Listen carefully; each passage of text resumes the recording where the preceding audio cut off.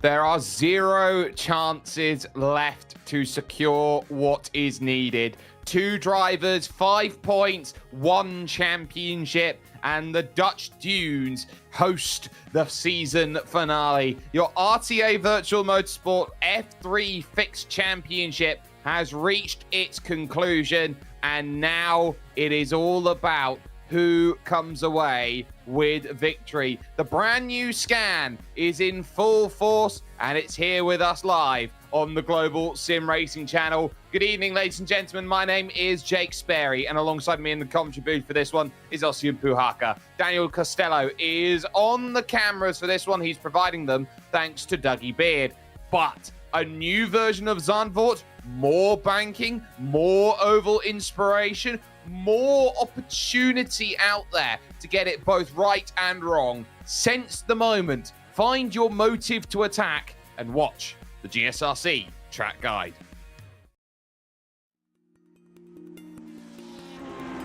Welcome to Zandvoort. This track just to the west of Amsterdam fell into obscurity, but is getting new life in recent times thanks to a resurgence of Formula One fans in the country. Back in the mid-20th century, it hosted the Formula One Dutch Grand Prix for nearly 30 years. Granted, it was on a much faster and more flowing layout. Nowadays, the 5 different versions which are available to be run are mostly tight and technical. The shortest one is a little under a mile, while even the longest only stretches to a little over 2.5 miles. These tiny lengths, plus the narrowness of the track and its lack of long straights, make passing almost maddeningly difficult. The 2 most common spots are Tarzan, which is the first corner, and Hans Ernst, which is the final chicane. Even though it has recently been updated in the real world with more banking, even on the old track here on iRacing, it has an unusual amount of camber for a road course. The 2 aforementioned turns, along with Hugenholtz and Schieflock, allow drivers to carry more speed than you'd expect. It also gives drivers a chance to take slightly unusual lines. Like most old school tracks, runoff is minimal. Mistakes in a few of the faster turns tend to allow no time for recovery and a big repair bill.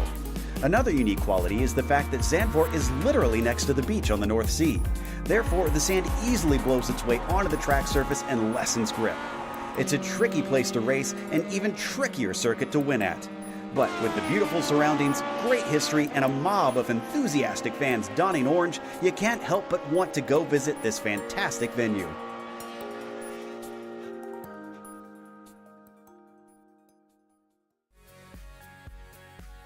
The crowds here are normally decked in orange, but only 1/3 of them here today are decked in orange. They are also decked in white and in green here. Aussie, this Irish Championship and Friends has been making a huge statement in terms of what they want, but this track has pretty much everything in terms of a difficult overtaking circuit to go and create. Absolutely, Jake. Also one of my favorites, not only in terms of the layout, but also in terms of the venue. In those beautiful, beautiful dunes alongside the North Sea. A beautiful place to visit regardless. Just half an hour by train from Amsterdam too, which is another beautiful place to visit regardless. Let's talk about the circuit. A staple in the European racing scene. Also now back in Formula One, you got the Tarzan corner, or the Tarzan Bocht, as it's said in the local tongue, I believe. And that just starts one of the most flowing sections of racing that you can find, perfectly suited with these Formula 3 cars. Now the recent developments mean that there is more banking on Hugenholtz, as well as the last corner, which used to be one of those squeeze and you just might make it flat out corners, especially with GD cars, less so with Formula 3s. Now it's easy flat due to the banking. That takes nothing away from this circuit, however. It just might add to it a little bit more character. It's got some overtaking opportunities, but you have to work to gain those positions, Jake. You will, and there are many corners out here which can throw a brand new, unique challenge as for the first 3 months of Zandvoort's initial run forward. But this is about a championship here today, and we've got 3 races to work out which one of those 2 drivers up at the very top can win. Everybody else is outside of championship contention. There's a maximum of 90 points here tonight, but Ronan Doherty is 5 points to the clear with the drop round added compared to Jordan Kelly. They cannot drop the final round here tonight as one of their drop rounds, but 5 points, just the distance, is there. So what does that mean? Well, if Jordan Kelly wins all 3 races, he will be champion. Ronan Doherty just has to mitigate his losses, but hope that he can pick up one result better tonight than Jordan Kelly. Dylan McClements leads his older brother Sean McClements 3rd and 4th, with Conor Malia having a great season in 5th. Watch his battle with Peter McCann. There's just 1 point between them here tonight, with Lawrence de Sosua in 7th position and Rory O'Shea over in 8th. Alexander Mielken finds himself 9th for Potato Nation, and then it's Simon Hutchings, the Welshman, rounding out the top 10, 202 points down in the order. And next up, we do have our race details on your screen right now. Last time this season, we are heading for the 3-event round, as mentioned by Jake earlier. Race number 1, you got 10 minutes of racing, a sprint race really set by the qualifying. A quick way to set us off, but something not to be taken lightly by any means. 10, you got race number 2. 5 minutes longer, so it's 15 minutes, and the grid is set by the final results of race number 1. If you win race number 1, you're gonna be on pole for race number 2. And then finally, race number 3, the main event of the evening. And that's gonna be 20 minutes, reverse top 8 from race number 2. You've seen the drill before if you've been with us for throughout this season. So if you finish 8 in race number 2, you're gonna be starting on pole for race number 3. For the naughty boys out there, drive-through penalty at 15 incidents and disqualification at 20 incidents. So don't be naughty, and you might get more than coal for the holidays. There are opportunities aplenty to make those moves, but you have to be patient to try and find them. Qualifying is currently underway. They've got 2 minutes and 50 seconds to put a lap time down on the board. So this is going to be a scramble, an absolute scramble to find the time that puts everything all nicely and neatly with a bow on their qualifying efforts. It is currently Jordan Kelly who is on top, and on top by nearly 0.2 of a second over Ronan Doherty. But you do have to mention the names that are out there who could throw a spanner in the works here, Ozzy. And I look at 2 Dempsey brothers, Peter and Keith. And on top of that, I look at the likes of Sean McGoldrick and Jonathan Brown. I look at bounty hunters who are not going to care about the championship. They just want W's in their column. Yeah, and the weight of the envelope and the thickness of the envelope is determining on whose side they are on. No, but Jordan Kelly is still leading the qualifying out there. Of course, we're watching Peter Dempsey in 3rd place right now, just 0.3 of a second behind. Another thing to note, and someone I'll be watching today, Jonathan Brown. He used to do so well. For example, in Montreal, we saw him come into this series with winning ways. A little bit down on the qualifying right now, but could be the wild card today, especially if he stays around that 6th, 7th, 8th position bubble, 9th position bubble, and will be fighting for the pole position for the final race. But yeah, we're watching Dempsey, and just look at the banking. It's so unreal seeing Formula 3 cars take on a banking like that in Europe. I know, and that's what makes this track so unique, as Peter Dempsey goes 2nd fastest and is just 0.08 of a second behind Jordan Kelly. He splits up the 2 title rivals. Conor Malia looking for lap time at the moment. It's currently 5th fastest at the moment, making his way over around turn 9 out on circuit, and that will lead to Hans Ayers turns 10 and 11 on this track, or in fact 11 and 12 on this circuit. On the brakes then, trying to deal with the 90 right into another small bank section, 180 degrees of left-hander, opposite lock off the exit. Was a little early on the throttle here, but going through the right then, which leads through to Ari Lurendijk corner, turn 14, and around the banking, absolutely trying to minimize the exit off of it and choosing not to use the banking off of the exit with 10 seconds to go. Is there improvement on that time? It's a 26.7, which means no, there isn't.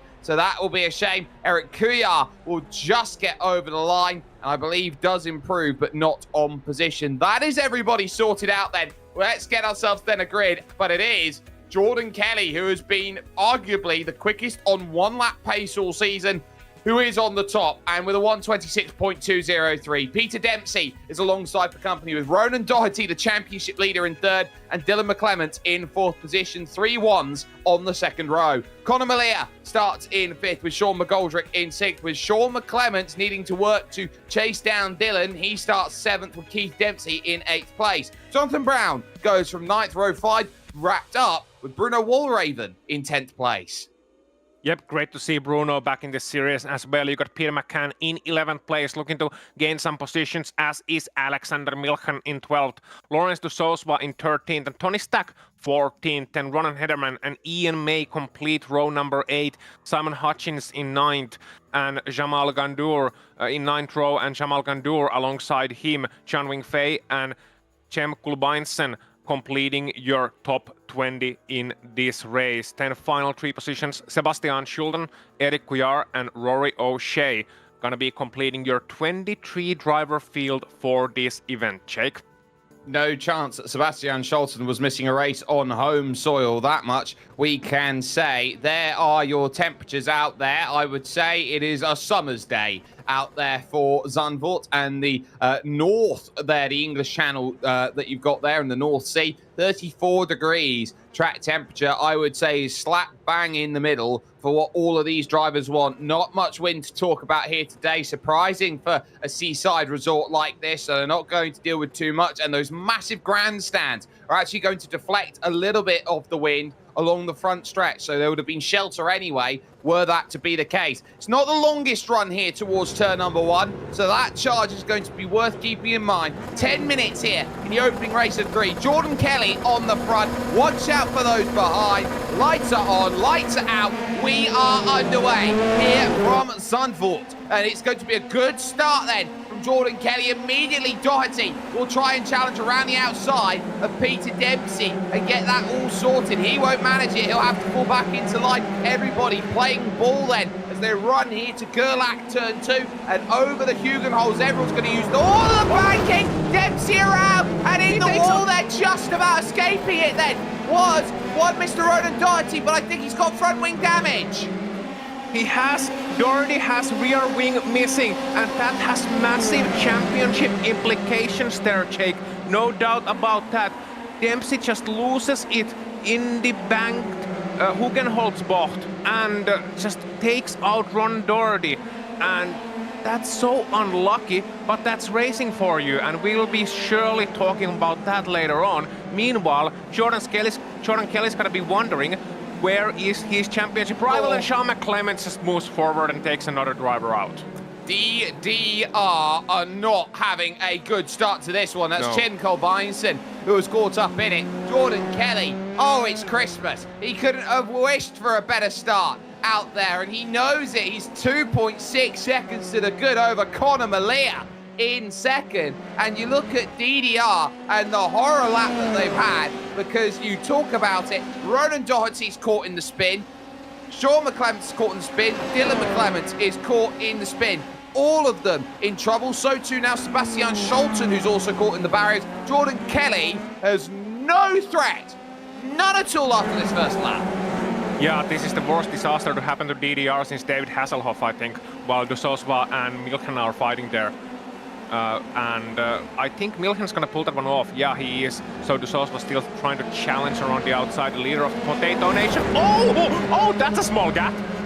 It's a very small gap, and he very nearly found himself through. Now, up the hill, heading towards Shea Black Corner, through Rob Slopemaker, and into the most committed right-hand corner on the circuit. Can he get that all sorted and squared up? Lawrence de Sousa, still not there. He's got to be a master at Master's Corner now, and he can finally secure that as complete. What a fantastic move to get that done on Milchan. Simon Hutchings there, Tony Stack, Rory O'Shea, making progress after not qualifying. He's now trying to dance his way up through the field.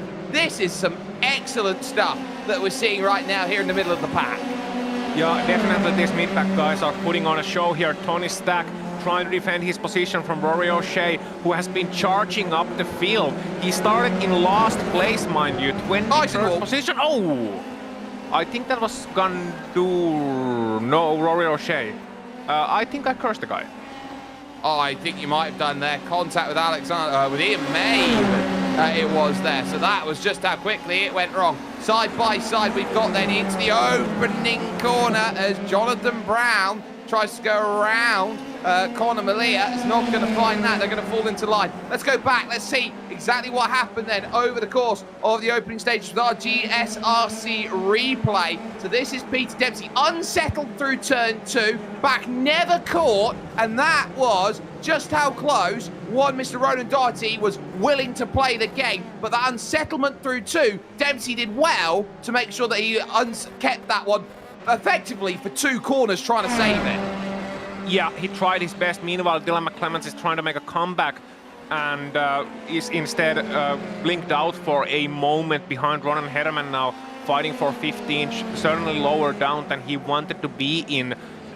Going back to that incident briefly, if I may, just seeing the lack of perhaps like these guys had a split-second decision to make, go inside or go outside, and there was no room to go inside, they had to go outside.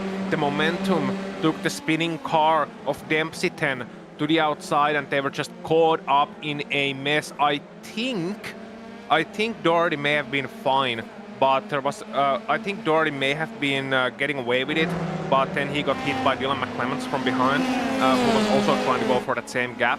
And I'm not blaming Dylan for that at all, but just very, very unlucky incident overall. Meanwhile, lucky for Jonathan Brown, he's made up 6 positions throughout the course of this race. Started 9th. Yep, started 9th, up into 3rd, looking for 2nd position with Keith Dempsey, of course, there just behind. He knows how important it is to move up forward. But you would also say with that incident, just go back to it, one final point, you would expect more out of a 3-time Walter Hayes Trophy winner to try and save that car. You would, but it's very difficult with cold tires, especially when it comes to banking.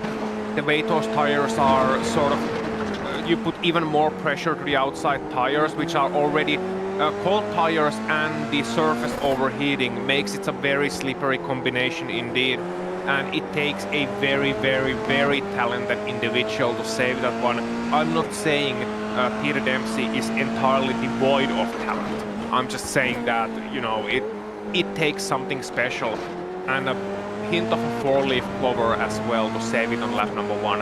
Had that been lap number 2 or 3, yeah, he could have probably saved it, but those corners come up to you so quickly that it's very, very difficult to get it right. Oh, Hutchins is around. Yeah. Simon Hutchings then around for about 10th position has gone around as we look from the back of Conor Malia. So there are some huge dramas out there that's going on up and down the order here. There is Malia breaking away. Keith Dempsey trying to find an angle to move up into 3rd and is not able to yet find it. Hutchins has finally got himself going again and pointing in the right direction. He's now behind Ronan Doherty, which puts him back in 18th position, which shows you just how far he has fallen in this one. But at the moment, Keith Dempsey still trying to push him. We're already down to 3 1/3 minutes left in this race, which means we're already 2/3 of the way through here of race 1 at the Dutch Dunes, through the long right of Shevlak and these ever decreasing right-hand corners. It's very much a case of a track which at the middle sector turns in on itself and is punishing for the left-hand side tyres. It absolutely is, and it's also very difficult to judge the turn-in points, especially for this left-hander heading into the sort of back straight thingish thing before the chicane. So it's very difficult through those consecutive 90-degree corners, over 90-degree corners, to judge the turn-in point. You easily turn in either too early or just try to open up the corner, turn in a little bit too late and end up missing the apex completely. Simon Hutchins, meanwhile, there's a replay of his spin and just puts it wide and spins it out and waits patiently, please wait patiently. There we go. Well, and then into the wall and find the reverse again. Austin Powers is watching you, Simon, and around he goes. Stay out the way of Ronan Doherty.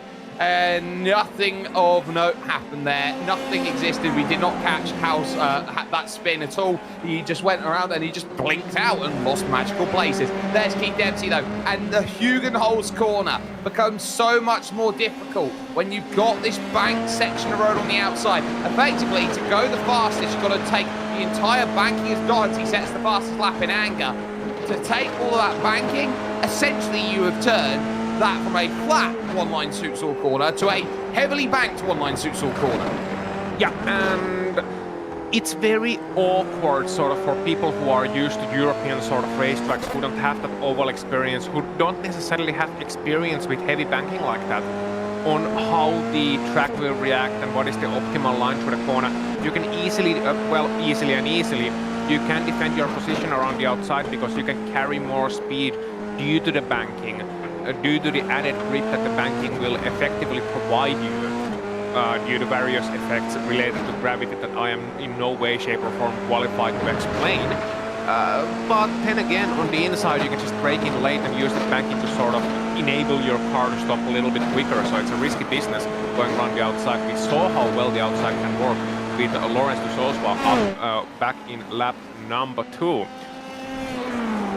We absolutely can. This is the last lap, though, of this race being led by this man, Jordan Kelly, who once again is proving that in terms of pace, he is absolutely flying. Now, here's how the points break down. It's 30 points for a race win. It's then 2-point increment down to 8th place, and then it's 1-point increment down from that. So you sort of sense that down in 18th place, or a little bit, or 16th place now it is, with Doherty moving up a couple places. It's not going to be many points on offer there, and it's going to be a very huge moment for the VRA Racing driver in terms of this. Already a decisive blow in the championship being dealt in race 1. Jordan Kelly will feel that with his pace and with his talent, with his positioning here in this race for race 2, he is in the prime position to bank on his championship.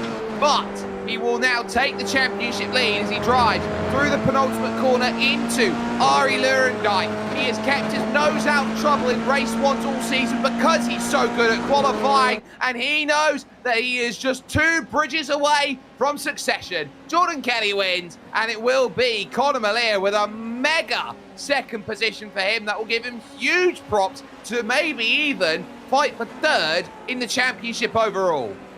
Absolutely, and I'm saying if, we're still waiting for all the drivers to finish, but if Ronan Doherty finishes 16th, which looks to be the case, then he'll get 8 points versus 30 for Jordan Kelly, which means the gap will be 17 points for Jordan Kelly after race number 1.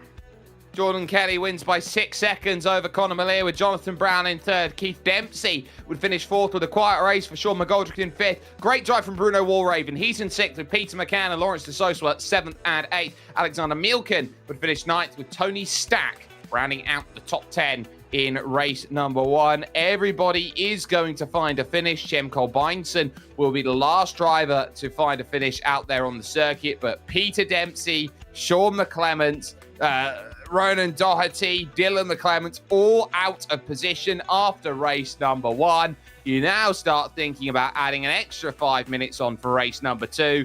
And all of a sudden, all of the main players of the game, Jordan Kelly just has to get a good launch as we get ourselves set for race 2 here, Ozzy. Absolutely does. And he can't afford to be caught out by those cold tires in lap 1. Mind you, he was absolutely electric in previous race. And here he is already waiting on the pole position, looking at his mirror saying, come on guys, grid up. We need to get this thing underway. He's in the zone. Can't think of anything else but racing right now.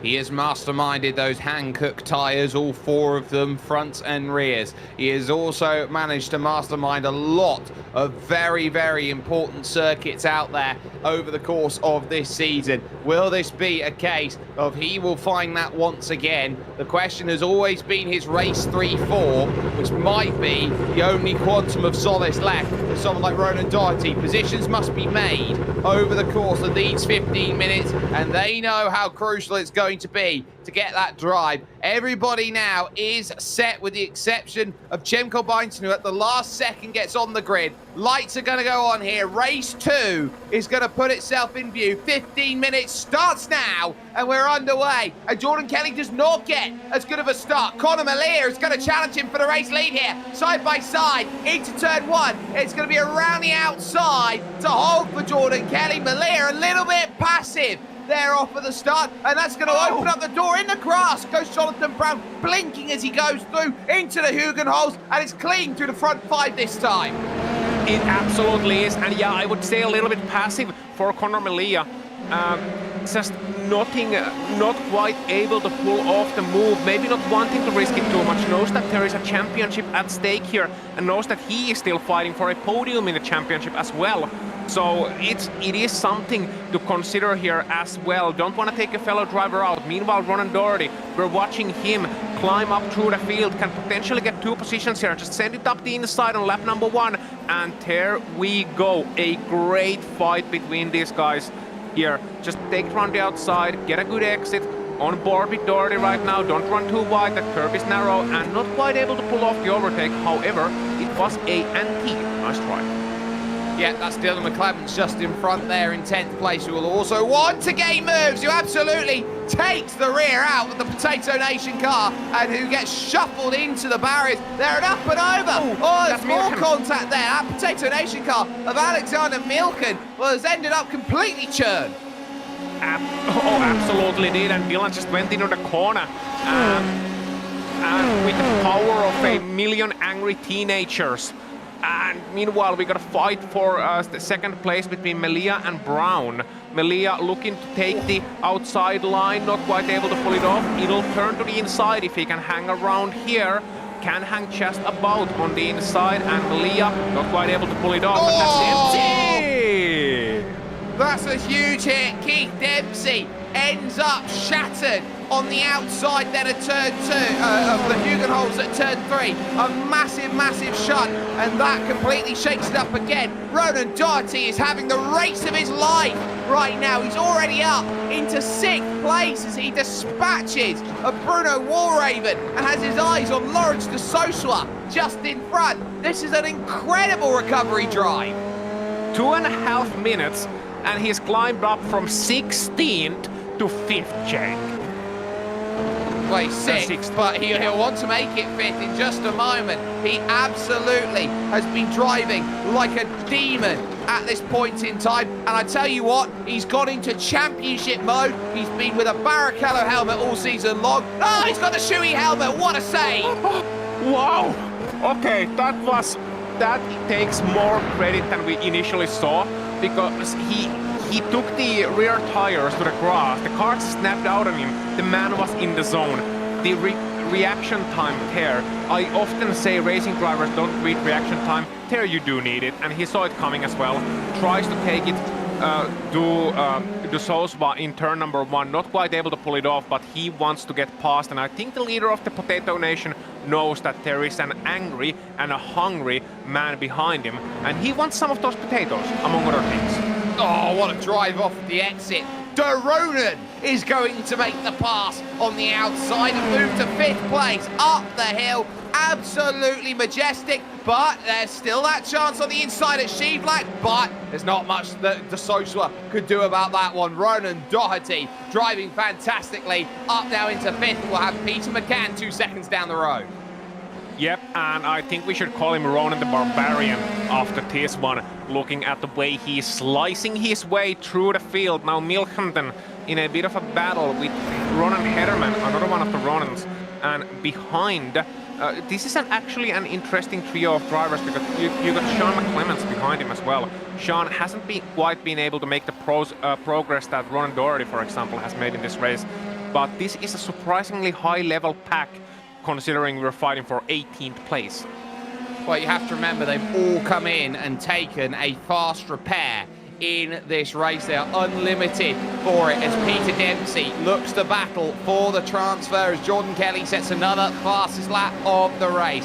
What is there to race for? Answer, absolutely everything. And Jamal Gandor's got nothing for it then as Peter Dempsey comfortably uses the banking off of the final corner and makes that pass. Just behind that, Chan Wing-Fei in his own little bit of a masterclass here as he's seeing Dylan McClements through and driving off into the distance. Just so much composure from these top drivers who are able to take the banking with just so much calm and poise.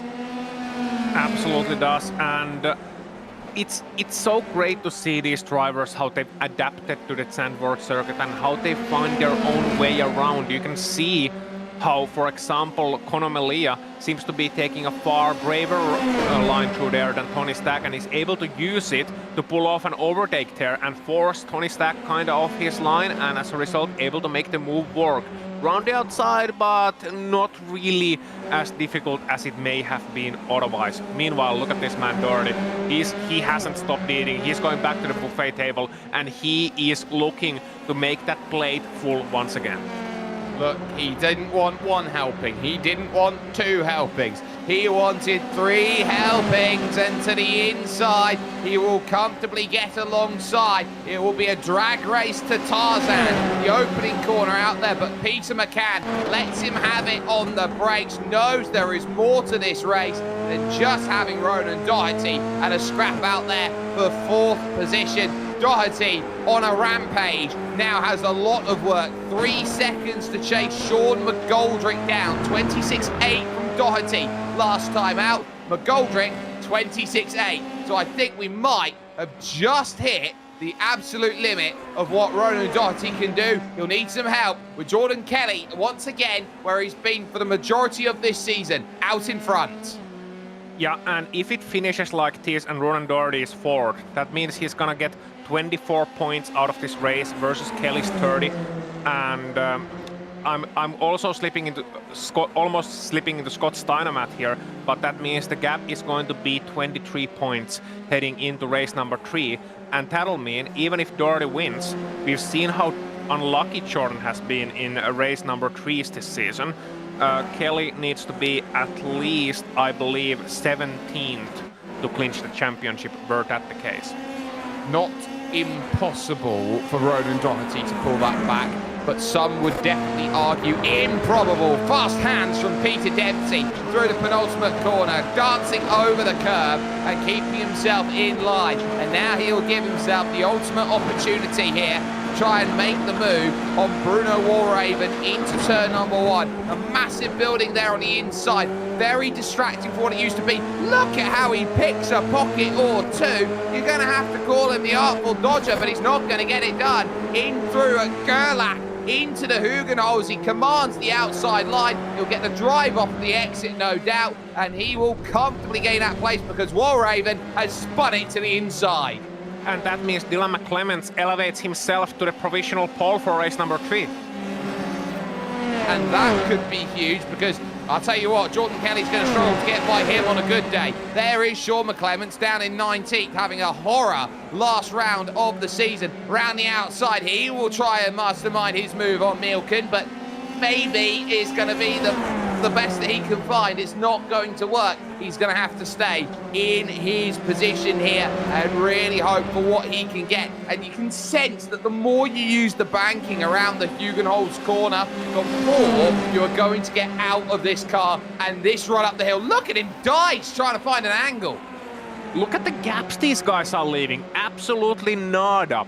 Zero. And not only do they have great confidence in their abilities to hold the line, but putting a lot of trust in their fellow drivers as well, not to swear from the line, and putting a lot of trust in the netcode as well. In fairness, that is always a thing in online racing. We have to mention, and that was a great over-under by Sean McClements, finally able to take that position. Meanwhile, Peter Dempsey, they're looking to challenge Lawrence de Souza. We've mentioned it before, leader of Potato Nation. Let's see if he can throw some of those hard-boiled potatoes back at the helmet of Dempsey to distract him. Yeah, and he's going to see, though, that there's a big run from Peter Dempsey up the hill. There's nothing you can do. Bonicio, it says on the back. It was muy bonito in terms of an overtake. And Peter Dempsey is going to look back at Lawrence de Souza and say, I got another one. Up now into And at this rate, he will start on his number 3rd position for the final race tonight with the top 8 invert. Jamal Gandor on the wrong side of the invert at the moment with Dylan McClements in the transfer. He's looking for a way forward to gain that. So too Bruno Walraven, who's trying to get back. But Dylan McClements, you have to remember, is an incredibly quick driver, and on his day, he can be absolutely lights out with the way that he drives out there and has the all-important ability to say, you know what, after about 3 months of sim racing, I am one of the best. He's running around there right now here, Ozzy, with a bit of damage to the front wing. Yeah, and still running away from the likes of Gandour and Walraven. Jamal Gandour, mind you, having a great race by his own right. Even if he's looking to lose that position now to Bruno Walraven, who is getting the draft from Dylan McClements as well, heading into turn number 1. But Jamal fights back to the inside and gets the position. That was very brave on the braking, however, a little bit too brave on the exit. Yeah, and that opens the door up at Gerlach at turn 2. Angle's not there, covers back the line then by rushing up the banking. Attack from Walraven off the exit, doesn't get enough drive to the 12. Will stay in line with 961 reasons from Jamal Gandor to stay ahead at this moment in 9th position. So he holds on to the outside looking in position in this race. There are races up and down. Right now, Ronan Doherty's got a pick in the form of Chan Wing Fei that is going to bridge him across to Sean McGoldrick, he hopes, in the final stages of the race. You've also got McCann and Dempsey into Soswa. They've also got their position to fight for, but look at a tail kicking out there by Jamal Gandor. The Simsa Esports driver is leaving nothing to chance. I'll tell you what. Someone else who's leaving nothing to chance is Ronan Doherty up in 4th place. We said that 4th might be as high as he goes. Well, I don't know, 3.5 minutes left in this race, and he's been lapping consistently faster than Sean McGoldrick, apart from the last lap. So again, 8 tenths gained. And once this fight is over, look at Bruno changing up to the inside at the last possible moment and leaving Jamal to the outside. So now he may be the last of the late breakers to get past Jamal. Oh, well, can Jamal Gandor hold on? He'll be thinking that he doesn't talk about Bruno, who is there behind, and will make sure that he holds on to that position and does so with some comfort come the end of the corner. And now we'll drive back up the hill with a couple of popsicle sticks left to go, and just about is keeping station with that race on for 9th and 10th positions. It's now down under a second as it goes through, and there are issues out there for Dylan McClements, who might have just disconnected from server, and that might be now Gandor versus Walraven for the pole. Yeah, I was about to say, oh, and there he reconnects right in the middle of them, and somehow that's not... How was that not a massive accident? Dylan McClements just enters the mix, right back into the mix, manages to get those wires connected once again and teleports in the middle of this pack and takes the position from Jamal Gandor. This race is just full of twists and turns. Hello there! What a move! He goes through. Jamal Gandor just as shocked as everyone else was as he gets on the radio, and again off goes Dylan McClements now into his race. A lot to dissect though, with a couple of laps left, and one of them is Ronan Doherty. He's got the gap down to 8 tenths of a second as Walraven goes side by side on the front stretch. He does, and those 2 points might be all important for his dying gasp at the championship. But here comes Walraven, still not able to solve the problem named Jamal Gandor. They're once again fighting for 9th. So he's got 961 reasons, but the pole ain't won. Still a great fight, as here we see Simon Hutchins trying to chase down Tony Stack in what is the 13th position here. Good to get these guys some airtime as well.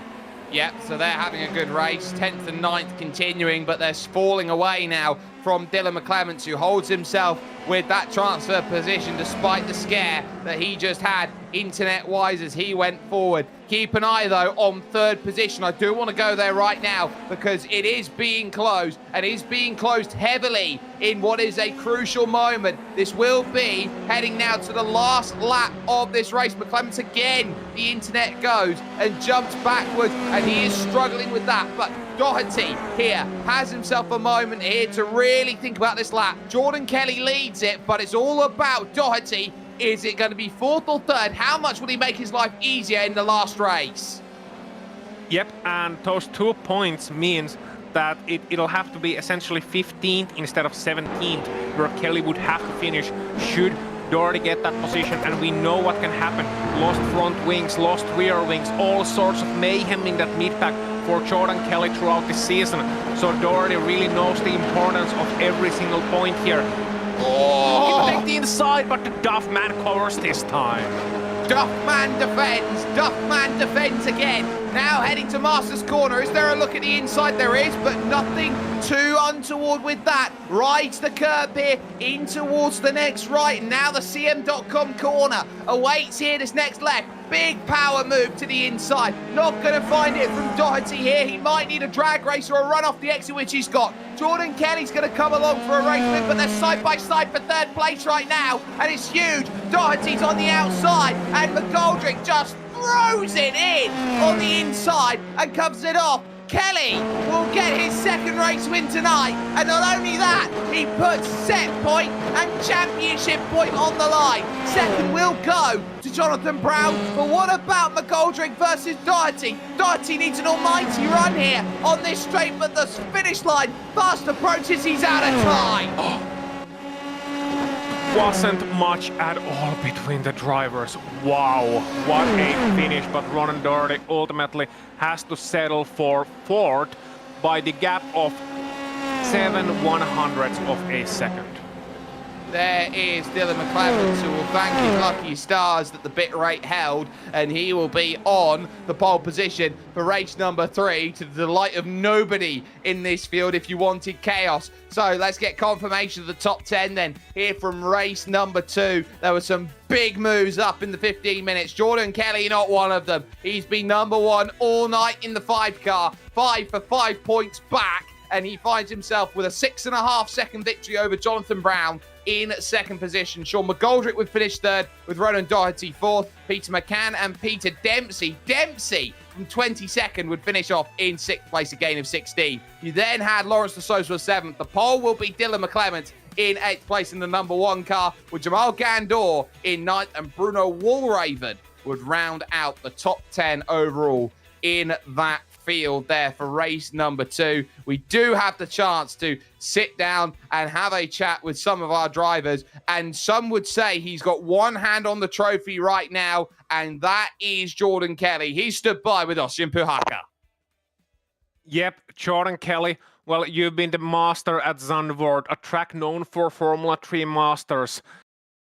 It couldn't have really gone any better, could it?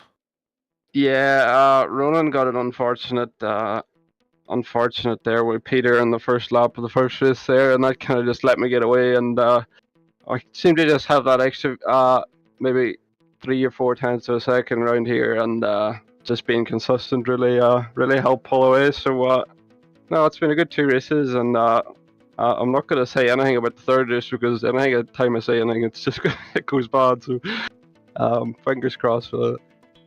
Well, what I can tell you is according to my maths, you need to be 17th or better in race number 3 to take the championship.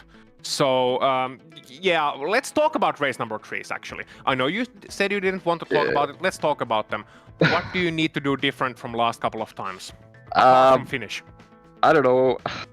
No, I didn't rip my wing off like the week before last week, but I damaged the wing last week, and it was just terrible in the straights and stuff, so I was just stuck there, and it's just a matter of keeping clean, but it's just going to be so hard around here with the tightening in that first or the second and third corner, so it's going to be an interesting one now, starting from eighth and trying to get up the grid here, so it's hopefully it'll be a good battle, and not too much mess.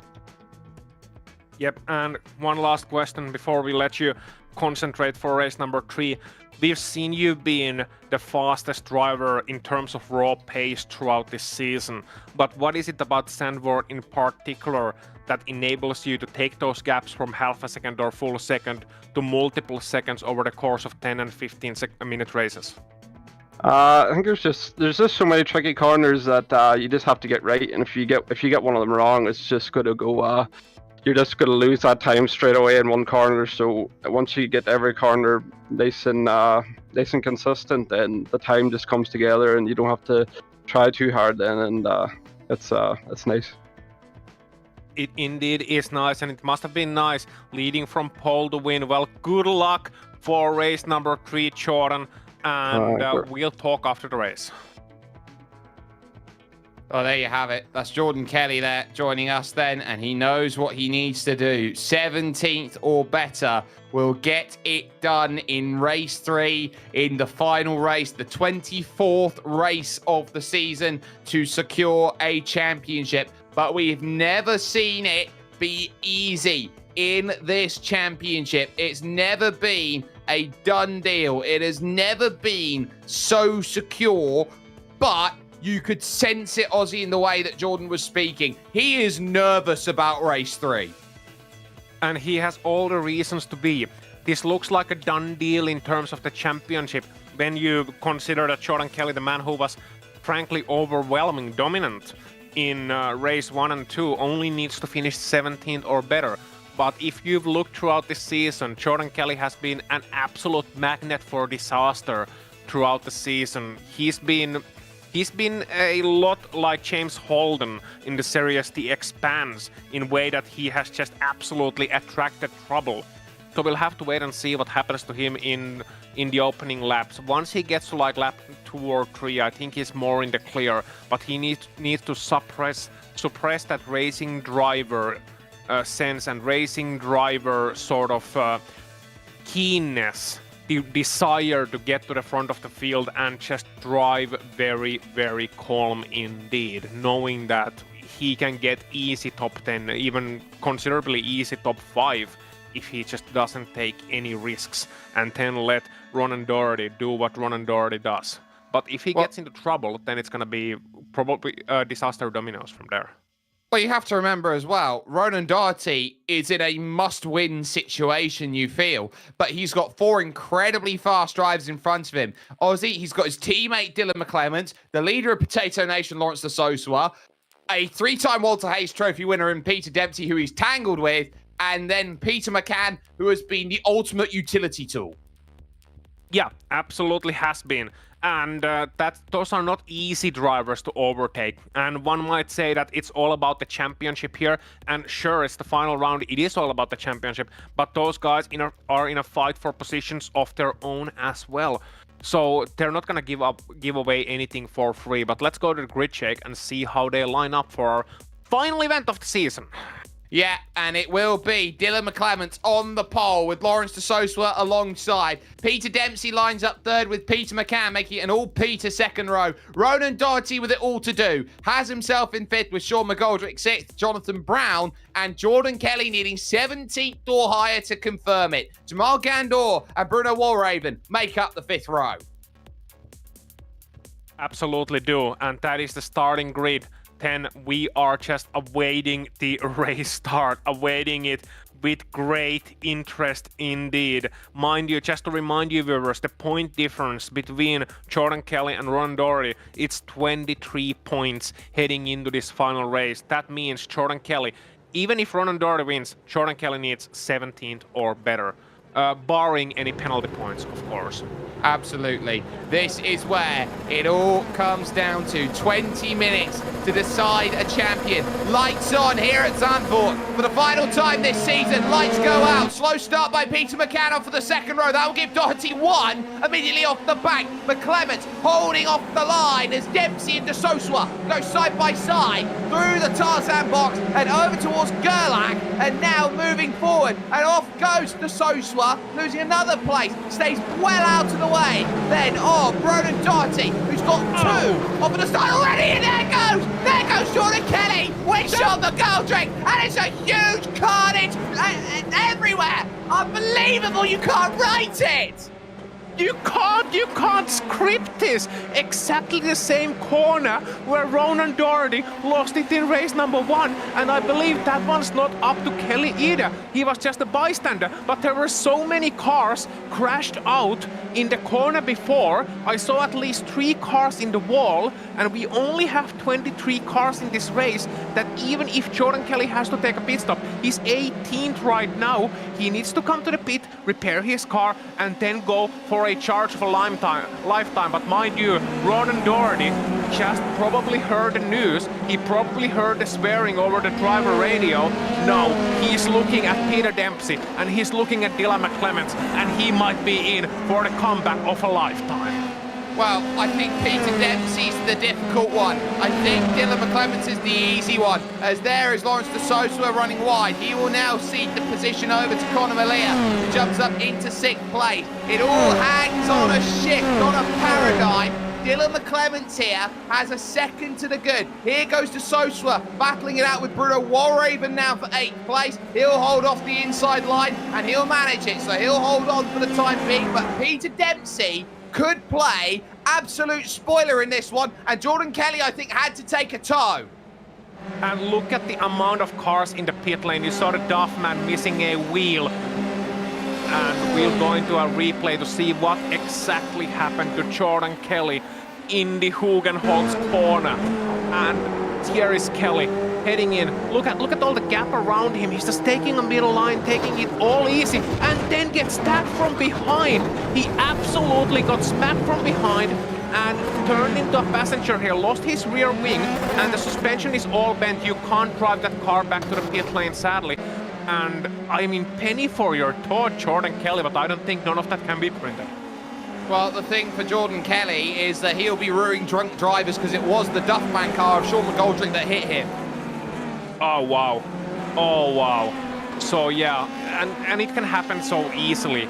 I mean, I don't think the Duffman has made a heel turn here yet, but I do think that there is just cold tires getting into the play. Let's get another look and see exactly what happened here.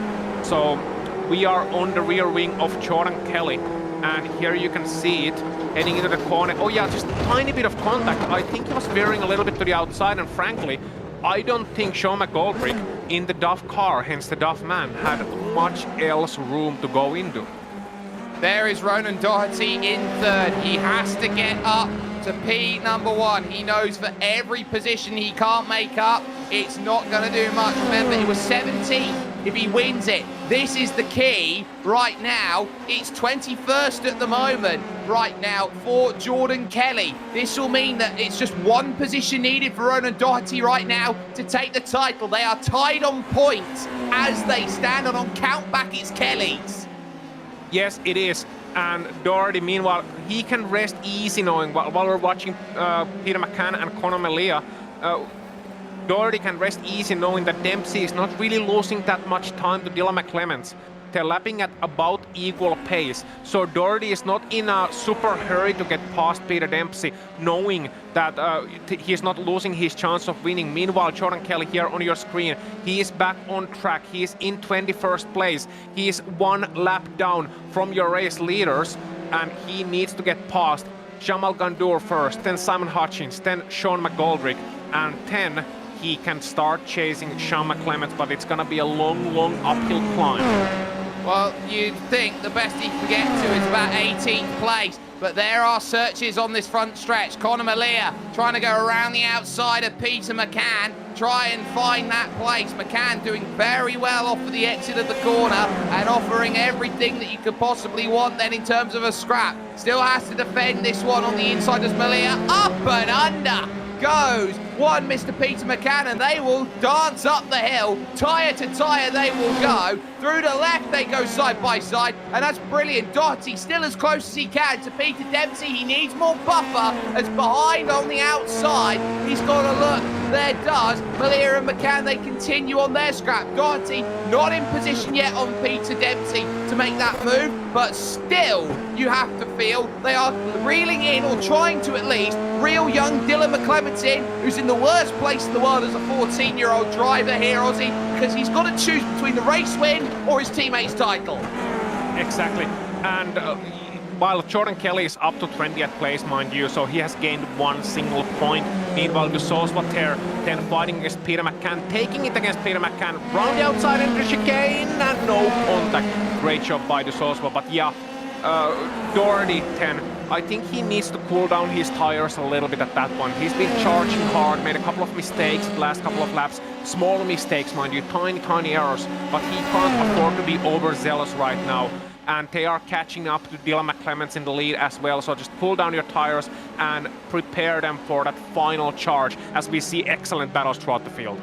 Yeah, there's the move sorted. De Sosa can't do anything about that. Through goes Peter McCann. Now, there is one name that you don't want to be hearing right now. It's Jonathan Brown, as McClements has lost the race lead. Look at this, up the hill. There's the move, and that puts Doherty in the championship lead as he makes the move at Sheaflack. 13 and a half minutes to hold the title.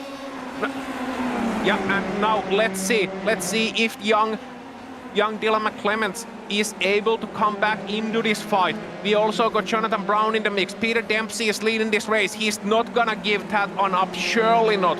But how much would Ronan Doherty love to put Peter Dempsey, who is a masterful fighter, just like Jack Dempsey was the world heavyweight title holder in the 1920s. And now that Dempsey name once again back on the top. But that would be a great scalp to claim for Ronan Doherty, and a great name to put between himself and the rest of the field. Can Ronan Doherty pull it off? That's the question. He doesn't want to give up on the lead, because Jordan Kelly, he may be 20th now. The championship may be Doherty's now, but it all could change on a turn of a dime. It very much could. Now, here's the key. Dylan McClements has to go defensive. Jonathan Brown, the lap previous, set the fastest lap of the race. He is very much a threat to these drivers at the front of this field. He's proven so tonight. Here has Jonathan Brown with a 3rd and a 2nd place finish. He very much could get the Holy Trinity on the podium and get it all sorted. Once a drive off the exit, Dylan, you're going to get your blocking boots out. There's a little search for the race lead as well. 1.5 tenths. Look at them as they go over the top of the hill at Rob Slopemaker. Chance for the race lead, not there. Yeah, and I think Jonathan and Dylan touched there in that twisty turning straight that really isn't straight through those fast corners. Somehow both were able to hold on to their cars and hold on to their positions, because mind you, if both of those guys end up in the wall or one of those ends up in the wall, that could be a position for Jordan Kelly once more, especially if they need a tow back to the pit lane, and at those speeds that car is not we may. And just see what he sees, just see the surge that is going on for the race lead, because at that point, from a racing driver's perspective, Jake, just to calm this down for a little bit, you're looking at what the driver ahead of is doing. You're doing mental calculus.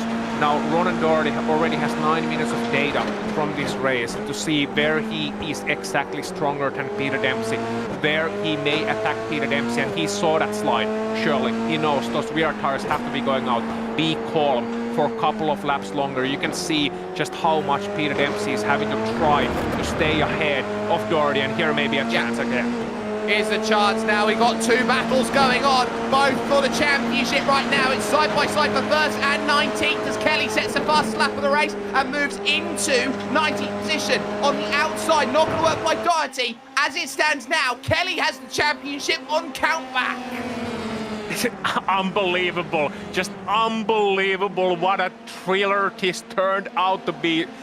Michael Jackson, eat your heart out. This is the real thriller. And Doherty still not able to take that position, but he's seeing Dempsey's tires, rear tires, starting to fade. He knows that on those exits, especially at the Hugenholzbocht, he can get that great launch, and he needs to take it there. Alternative is to try and juke Peter Dempsey somewhere else into overdriving his car, heading in too fast into one of those corners, and just then nipping by on the inside. Let's see what Doherty does here onto the main straight once again, and look, he's close. Oh, dancing left, dancing right. It's right over to the pit wall. Here comes Ronan Doherty to the outside of Tarzan. Can he find the angle? Oh, he makes contact, locks up, drops the places, and maybe a wing as well. That is a part of, I believe, Peter Dempsey's. No, that is his side pod. That is his side pod gone. And just like that, Well, how much can Doherty fight back in this one? He knows he's got to get back to the victory, but how damaged is his car? How much does he have left to race with? If he can't find the pace to go back up, that's it. Peter Dempsey in race 1 and 3 has put the championship on notice. Yeah, Conor Melia is 3 seconds behind, and look at that. 1.2 seconds already between Brown and Doherty. That car is damaged. He is like a bleeding man in the water, and the sharks are coming. They are coming behind, and they are not cute, cuddly bloweyes. They are deadly sharks looking to put their teeth in on the man who was holding on to the title for this race, who was holding on with championship hopes, and then it all ended with a tiny bit of contact, just the smallest contact at the wrong spot. But that's the fragility of these Formula 3 cars.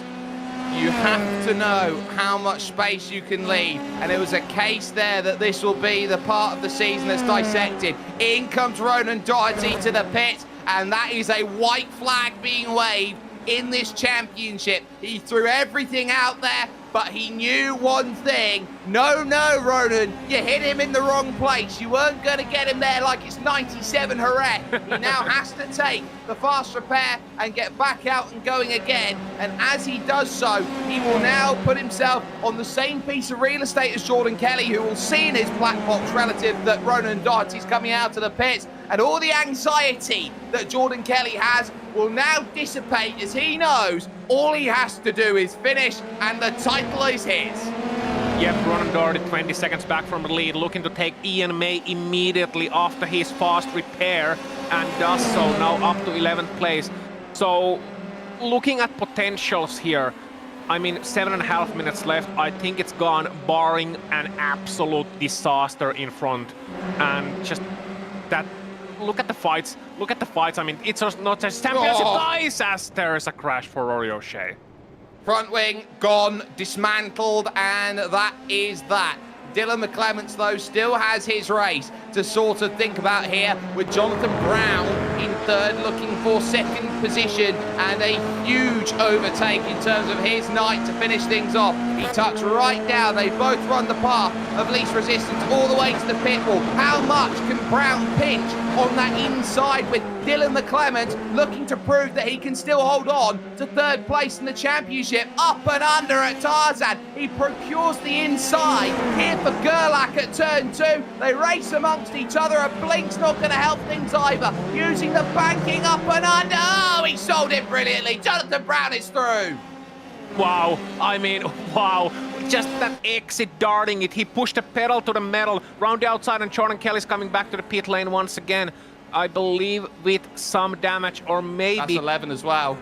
Yeah, and that is the 11 of Ronan Doherty too, into the pit lane once more. So yeah, these guys are just sharing a piece of real estate. May have been a drive-through 10 for Ronan Doherty, exiting the pit lane too fast potentially, or entering it. Whatever the case, that's not gonna make his race any easier. 20 seconds to the lead now turns into 36, turns into a gunner for the championship as we look at the fight for the second place. So Ronan Doherty only can have pride at this point. There is Dylan McClements in third position, knowing that you've got Brown there, knowing that you've got Dempsey. He's trying to stay in range here is Dylan, but look at how much their battling has cost them. 2.7 seconds down the road. Peter Dempsey now works in a mechanic shop in the United States of America, Club Illinois. He finds himself in, but you now certainly sense with Peter Dempsey that you can stay as many seconds as much out of the car. Class is always permanent, and that's why he's at the front of the field. Here is Alexander Milken, a Potato Nation battle. It's leader versus disciple into Tarzan. It is, and Milken looking to take around the outside, and Dusosva saying, not so quick, lad, not so quick. You may be good, but you're not that good. And then, once again, they are fighting side by side. Look at the room given.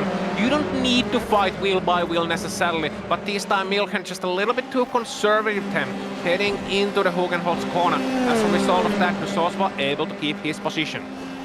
Yeah, and that's the key. Hugenholz is a one-line corner, and that is a damaged Ronan Doherty out there, and if there was going to be any quantum of solace, it is now firmly gone, and that is all over for number 11. This is what's happened here as they've gone out on circuit. It's going around here in towards turn 9. He gets on the curb and trying to get off the exit. There is Hutchings, and he's completely unsighted. And Ronan Doherty, well, when it rains, it pours here in the Dutch dunes. Yeah, I wonder if there was a mutual agreement between Kelly and Doherty to fight it out throughout these final minutes, knowing the championship is Kelly's, hence the additional pit stops and whatnot. But then there was Simon Hutchins in the middle of the road, and as we know, sim racers don't care much for yellow flags.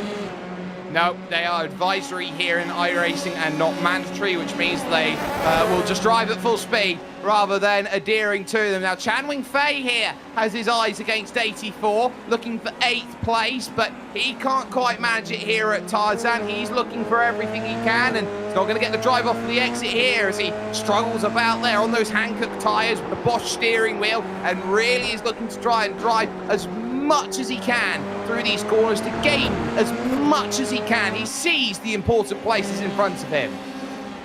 So, yeah, and meanwhile we're looking at Jordan Kelly, and the reason we're looking at Jordan Kelly is because Doherty is there out back on track after another repair, and he is now sharing the same lap with Jordan Kelly. Who would have thought? So that will be a battle for position then. 17th and 18th, and these two are going to duke it out then to the end. Two fantastic rivals who know how important it was here today that they were going to go and have their race. Defended it is then through She Black Corner, and this is more of a battle. I would say it is a prophetic battle. It is one of those battles that you could say is symbolic of the season between these two. Oh, absolutely. You got sort of Mr. Consistency. When we talk about Ronan Doherty, he's been more consistent than his rival Jordan Kelly, who's been the fast one. But make no mistake, both have been very, very good. And if there could be 2 championships being offered, then I believe these would be the most worthy candidates in this stacked field, mind you. But as it turned out to be, it is Jordan Kelly who's gonna be celebrating with champagne hopefully on ice already. Just not too cold, you don't wanna make the drink too cold. Nonetheless, they are fighting it out for the final 2 minutes of this race, saying goodbye to these cars and to their rivalry for this season, but that is surely going to continue in RTA for seasons to come, I feel. Yeah, and it's Porsche's next time out in terms of their championships. Big kick over the gravel there off the exit of Tarzan there by Ronan Doherty. They haven't had the chance to do this all night. They finally do. Round the Hugenholz and back up the hill again. There is a race on for the victory. It's 2 seconds right now, Peter Dempsey between Jonathan Brown and himself, so there's still that. Conor Malia might still have a shot as they go through, but up the hill, over the top of Rob Slopemaker and into She Black Corner. Jordan Kelly can't find the angle here on one Mr. Ronan Doherty. No, he can't, and that means another lap to fight. Meanwhile, Peter Dempsey coming to the last lap, taking the white flag. That doesn't mean he's about to give in. No, that means he's about to take a win here from Zandvoort. 1.7 ahead of Jonathan Brown. Can it breathe easy? 3.3 ahead of Dylan McClements as well. And say what you say, Peter Dempsey has been driving absolutely lights out.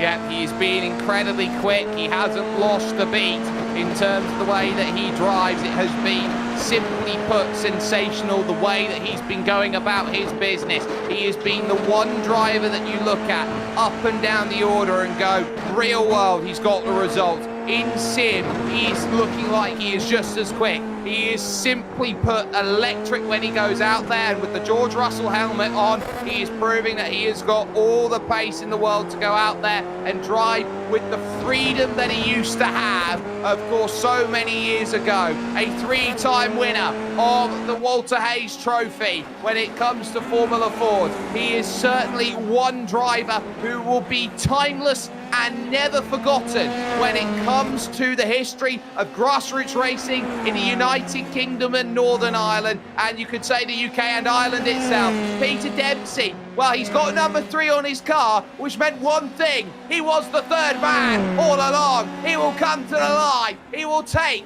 race number 3, and he will take it in his stride. It is second for Brown, it is third for Dylan McClements, which should wrap up third place in the championship for him. And Chan Fei is going to finish without a front wing. It's a long way back to Jordan Kelly and Ronan Doherty, who are just making their ways now here through what is the final sections of track. And this is where you slow down and let that one through. Around goes Ronan Doherty with a bit of contact there. It looks like they're going to finish this one together, and why wouldn't they as well? A little bit of miscommunication between the two, but these two are going to finish together in what is a massive show of respect between these two. A season defined by their battle. It was only going to be one of these two to take it, but it will be as they have a photo finish over the line. Jordan Kelly, who takes the RTA crown at long last. Sportsmanship, respect. Give a bow to those two. They've given us one of the championships to remember, with twists and turns, never making us bored throughout the 8th race. 24 heat season that we've seen here, and it is going to be Jordan Kelly taking the donuts, taking the championship, but both of them worthy combatants. I feel like it's been only 8 rounds, but feel like we've seen the full 12 for the belt. Well, we'll get confirmation of the final race result here from the Circuit Park Zandvoort, and this has been an incredible season from top to bottom. It's had everything, but we'll do so in just a moment, because we're going to step aside for just one moment on the Global SimRacing Channel. Post-race coverage, post-season coverage is coming to you after this.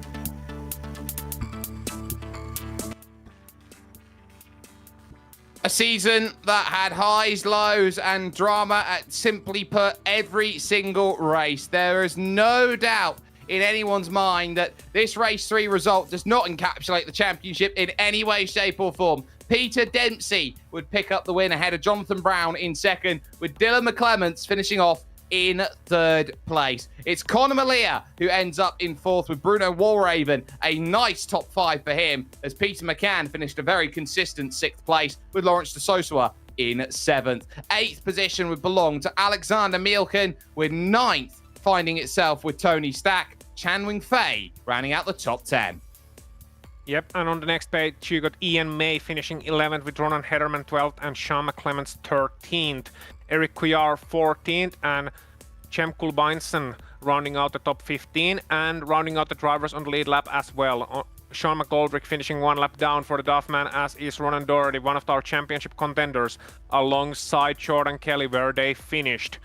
And Rory O'Shea 19th, Jamal Gandour 20th, and then you got a couple of more drivers on the last page as well. Simon Hutchins, Sebastian Schulden, and Keith Dempsey all finishing, or rather not finishing this race. But Jake, it's been a race to remember and a championship to remember, and I believe you'll be talking to the man to remember from this race number 3 first, and that is our race winner.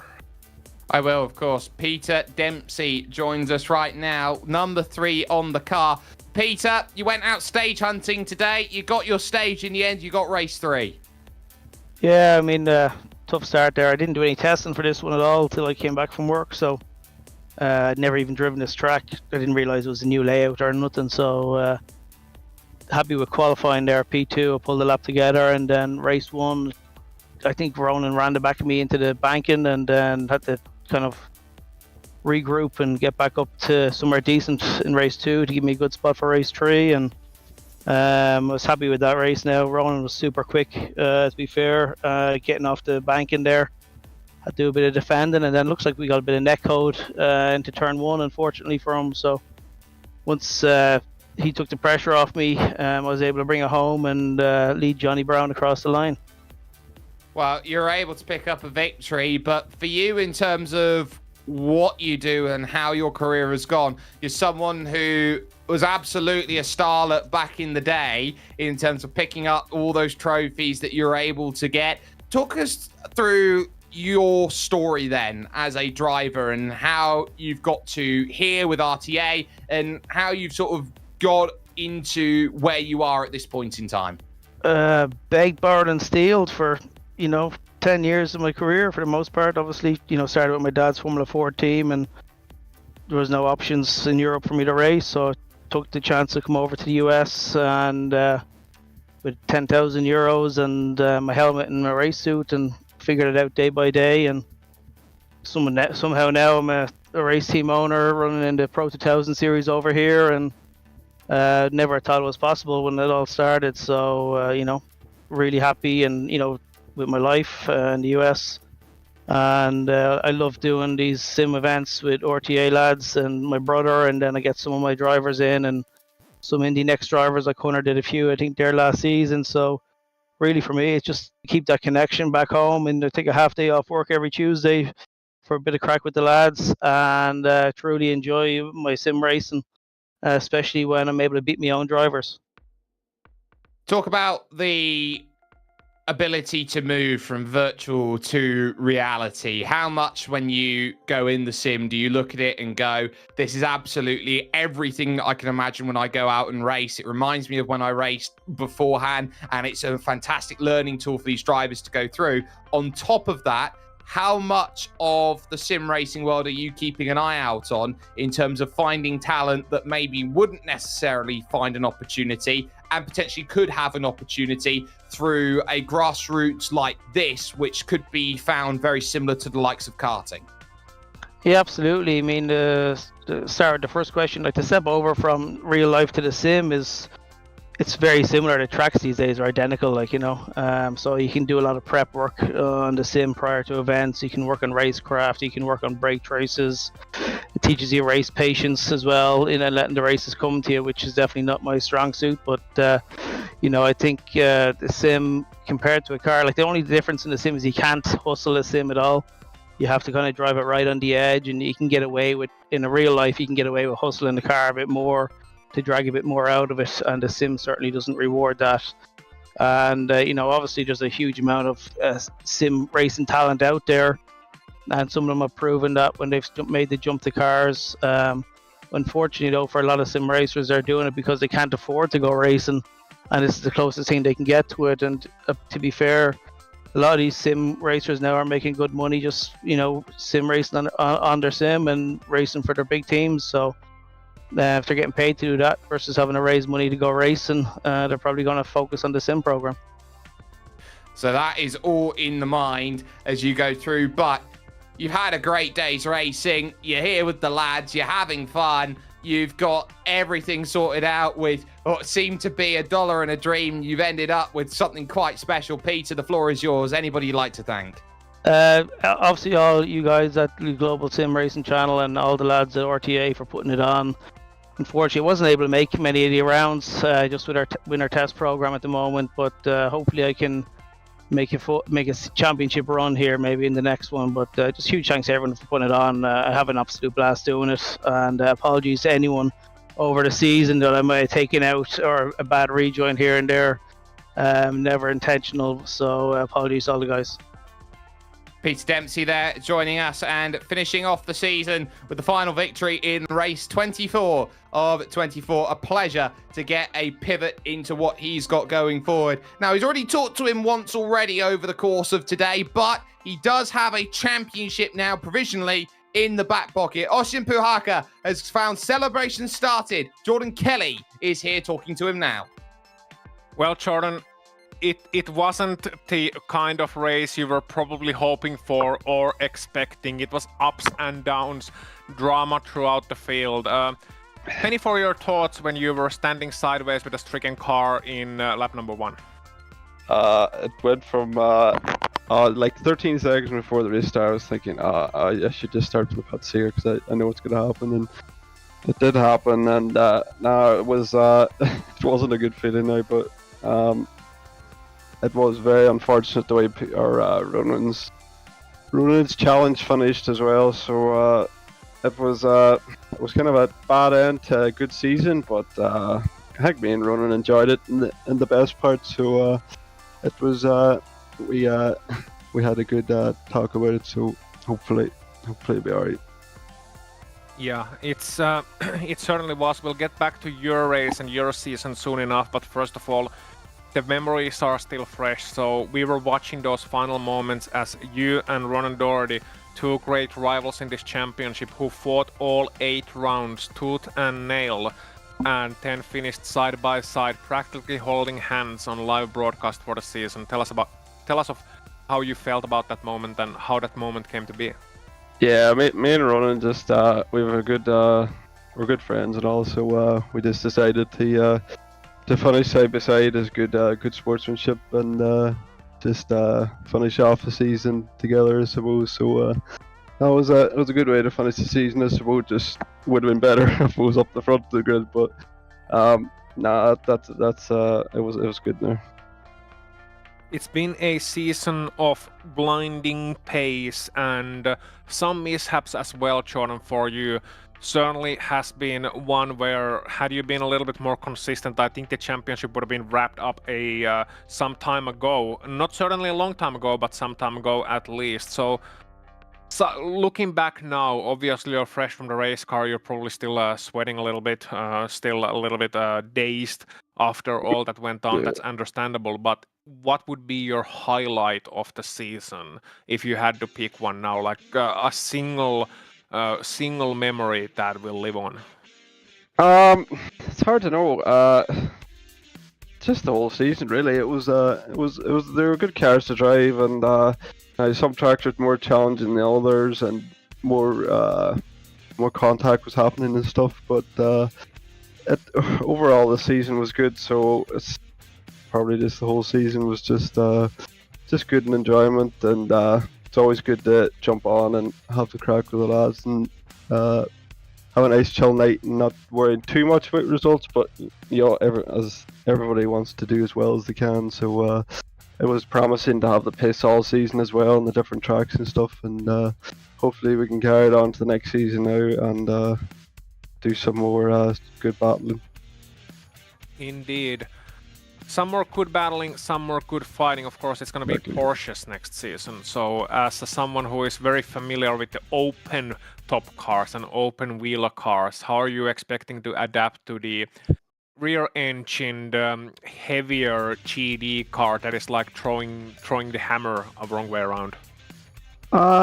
Most cars I get on well with, but now we've done GT1s, I was a wee bit off pace and stuff, so hopefully when it comes to the Porsche Cup I'll be on the pace, but it won't be as comfortable as driving a single seater, I don't think, but it'll be a good change for a season, I suppose, to get to drive something different. Yeah, indeed. So Jordan Kelly, provisionally at least crowned as the champion of this series, you'll have your coronation later on at the post-championship gathering that RTA usually likes to do. Being one of those, they're always good fun, or good crack, as you would say. But Jordan, who gets it done for you? Just a round of thank yous. Just thanks everybody for watching and supporting, and everybody that Peter, Rob, setting the servers up, and Andrew for doing all the social media stuff, and again to you guys for doing the stream. It's been a good one to watch back. Hopefully there'll be more moments talking to you, so fingers crossed for that one. Indeed. Thank you, Jordan Kelly, for the interview. Thank you for providing us with much entertainment and examples of great world-class driving, and best of luck for you in your future endeavors.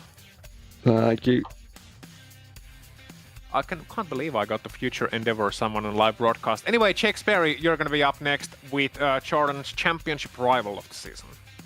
I am. I've got Ronan Doherty here with me. Ronan, I'm not sure what emotions that you got going through you right now after being in a position where the championship was in your hands and then having that taken away with you after the contact there with Peter Dempsey. You fought tooth and nail over the entirety of the season and you had to battle back, especially in that race 2, to get back all the points you needed to. Just how difficult was it always going to be knowing that there was such a high quality of field at that race 3 that was right up there at the front? Well, to be honest, I think I had the best pace at the front. I was just, even in the derriere, wasn't really losing that much, and then it was unfortunate what happened. Look, I haven't seen the replay, but yeah, it's unfortunate. Like, just I knew I wanted the win because I think where it stood, it would have been nearly tied in points with Jordan down the field in the third race. I needed to maximise them points because I knew he could probably pass the car too. So. Yeah, look, I went for that move around the outside, and maybe I shouldn't. Maybe trying to go right outside of Peter is a bad idea, but look, I haven't seen the replay yet, so I don't really know. Well, for you, a case that you made a change of helmet. You ditched the Rubens Barrichello helmet, which had served you so wonderfully all season long. You put on the Michael Schumacher helmet looking for a title. Was it a case for you that you were looking for a little bit of luck out there, especially after race 1, where it seemed like it was all looking very much pear-shaped after turn 2 and into turn 3? Yeah, look, I changed the helmet just for the crack, like just to see if you boys would notice that I changed away from the Ruben Barrichello helmet, and yeah, unfortunately I didn't really pick up Michael Schumacher's form either, so yeah, look, it's a disappointing end, but it was a good season, and happy enough from a pace there. Like, I sort of messed qualifying up. To be honest, I know that thing happened in the bank corner, but I should have been behind Peter anyway. I should have got a better lap in qualifying. So yeah, look, what can you do? It was a good season, so yeah, congrats to Jordan as well. Drove great driver as well. Well, we can only say that you did have Michael Schumacher's form. It's just a shame it was his 2005 form. Let's put it at that. But for you, Ronan, in terms of putting together a season like this, you can still walk away with a head held high. You said it to us right at the very beginning of the season. This is the season that you've had a chance to go out and practice. You've had a chance to really attack this championship, get the most out of this Formula 3 machine on the fixed setup, and really go out there and prove what you're worth. You've done that and then some, taking Jordan Kelly to the absolute limit. What do you take away from this season? Not too much, to be honest. I mean, I think at the start, like when I was like the first 2 rounds, I had a couple tenths on everyone. I think it just took Jordan a little while to adjust to the car because he'd been racing obviously Formula Ford for a lot. And then once he did, most rounds, to be honest, maybe he had a half a tenth or a tenth on me every lap. So to be honest, he just probably had that little bit on me. But look, I really did enjoy the season, and I'm looking forward to them Porsche GT3s as well. It's not really my lane, more of a single seater man, as is Jordan. But confident enough in anything I drive, really. Well, Ronan, the floor is yours. It's a day full of ups and downs. You end up with second in the championship. Shout out sponsors. Who gets it done? Well, as always, thanks to you lads for the commentary, and thanks to everyone in the background, RTA, for working so hard in the championship, and also thanks to Lawrence, who sponsored me a set of pedals there that I'll probably throw on for the next season. I didn't want to throw them on before the last 2 rounds, you know, but I'll give them a shot. Hopefully give me that 10th over Jordan. We will absolutely see in the future whether that does. Ronan Doherty, second place overall in the championship on what was a tumultuous day when everything was all considered. Final driver we're going to get a chance to talk to is the young superstar who is turning heads around the paddock. Ossian Puhaka stood by with Dylan McClements. Indeed, Dylan McClements, what can we say about your season, your rookie season, not only in terms of RTA, but in terms of sim racing as a large? You're sitting on the final podium spot of the championship table. How happy are you with that? I'm really happy. Like, although I've had a great battle throughout the season, and then got quite caught up at the end by my brother Sean and a couple of others. But overall, I'm really happy to get the P3 over and done with. Yeah, it is a respectable position. Just a minor correction. Just your second season, of course, not your rookie season, but still, I mean, practically a rookie, considering we got drivers with multiple years of experience under the belts here. So how about Zandvoort 10? It was a difficult race, number one, but then you had some good climbs throughout the field, managing to snatch the pole for race number 3 as well with an 8th place in race 2. So Dylan, how was Zandvoort as an experience, as a race, and as a contention as well? Zandvoort's pretty hard with all the curves and stuff. I forget the word, but it's hard with all the curves and the curbs, and like just trying to be consistent in the race is really hard because you're focused on trying to get up ahead, but then there's people behind you. There's incidents everywhere. But Zandvoort just kind of taught me a lesson that if you don't want to push it too hard, or else you're gonna mess up. Obviously, trying to be a bit too greedy in the race 1, and it resulted me on a loss of positions in the first lap. But I've learned that from race 2 and 3 and kept clean from there on. I mean, that is an important lesson. It is something that it's great for you to learn when you're so young. I mean, I've known plenty of drivers who are 3 times your age and still haven't learned that lesson of not pushing too hard in some of the races. But Dylan, I mean, what can we say? Absolute superstar already at a young age. It's gonna be Porsche's next season, the Porsche 911 Cup. So how are you looking forward to that one? Are you competing in that one, and are you looking forward to a new challenge once again?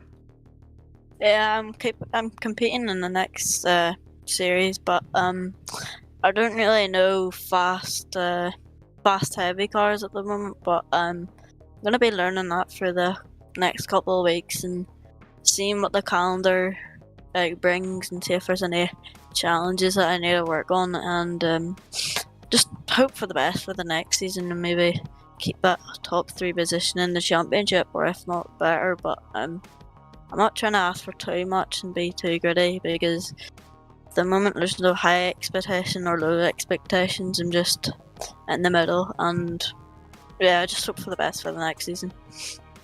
Well, that is one mature head on your shoulders, young man.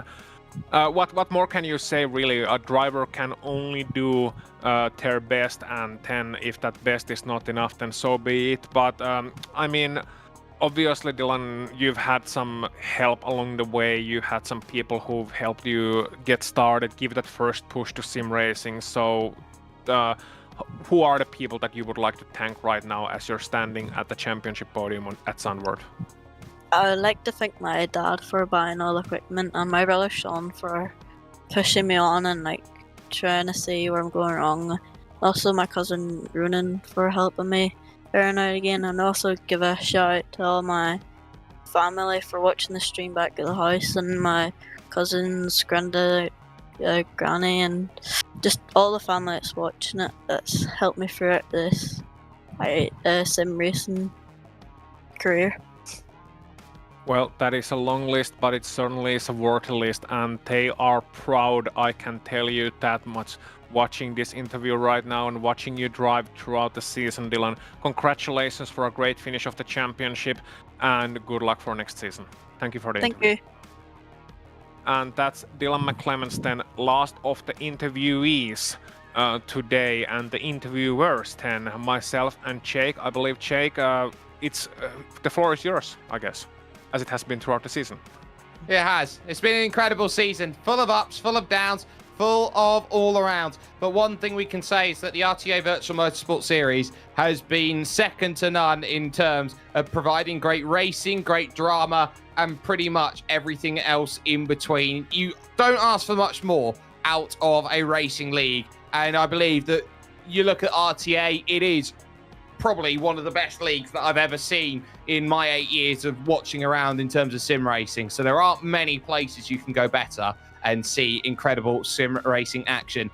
That will bring a close to this season's worth of coverage here with the Global Sim Racing Channel. And I want to give a massive thanks to everyone who has been watching and supporting and listening and doing everything possible. I want to give a massive thanks to the team, of course, to Ossian, to Daniel, and of course to Dougie, and even over previous seasons as well, the likes of Craig King, who has been alongside me for the ride. On top of that, you can absolutely give as much of a thanks to all of the equipment that has been used to bring all of this together through Discord, through vMix, through ATVO, and of course the music brought to you by June Lalonde. You can catch her stuff over on Bandcamp. If you haven't already with the Global Sim Racing Channel, we have a merch store, gsrc.storenv.com, as well as our social medias, be it Twitter-X, Facebook, and Instagram, as well as our website, www.globalsimracingchannel.com. Rest of our broadcasts are scrolling across screen right now.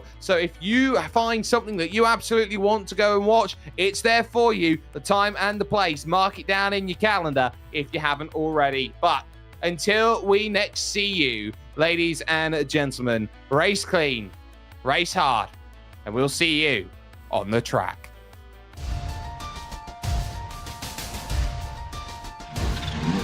Wow.